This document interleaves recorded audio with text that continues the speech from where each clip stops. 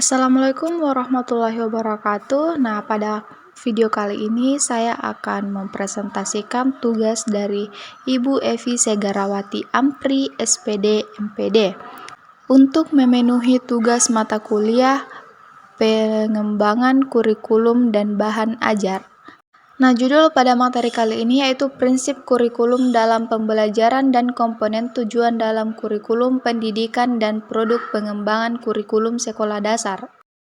Nah, sebelumnya perkenalkan, nama saya Reski Awalia dengan NIM H05233384 kelas PGSDE. Nah, bagian A, prinsip-prinsip penerapan kurikulum dalam pembelajaran.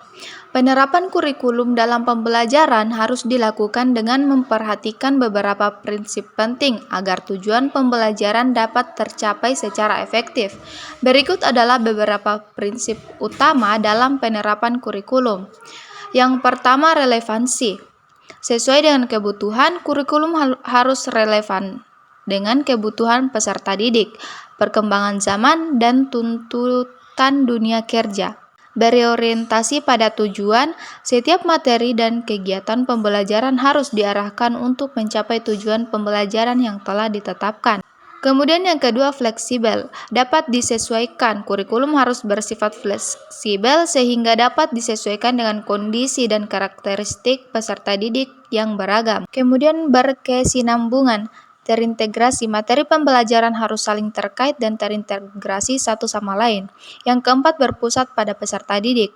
Pengembangan potensi. Kurikulum harus dirancang untuk mengembangkan potensi dan minat peserta didik secara optimal. Yang kelima, beragam.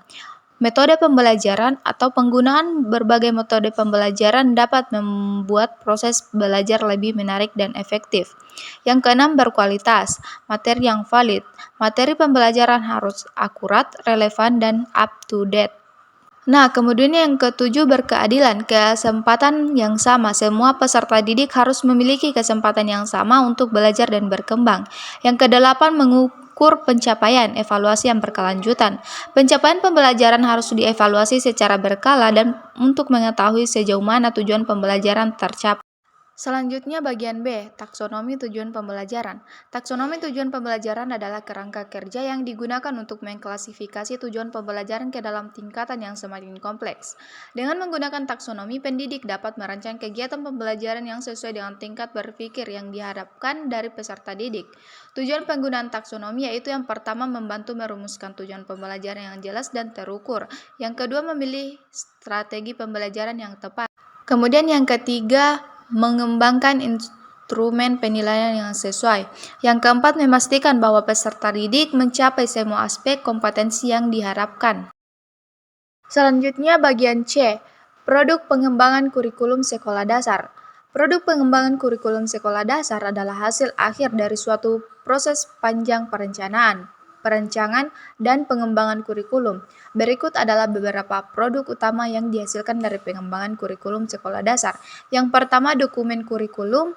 Yang kedua, bahan ajar. Yang ketiga, perangkat penilaian. Yang keempat, program pengembangan karakter. Nah, yang kelima, program pembelajaran remedial dan pengayaan. Yang keenam, evaluasi dan review kurikulum.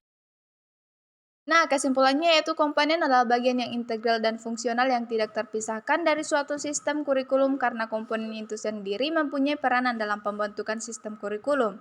Nah, taksonomi tujuan pembelajaran merupakan alat yang sangat berguna bagi pendidik dan merancang pembelajaran yang efektif. Dengan memahami dan menerapkan prinsip-prinsip taksonomi, pendidik dapat membantu peserta didik mencapai potensi belajar yang optimal. Nah, mungkin itu saja yang dapat saya jelaskan. Sekian dan terima kasih.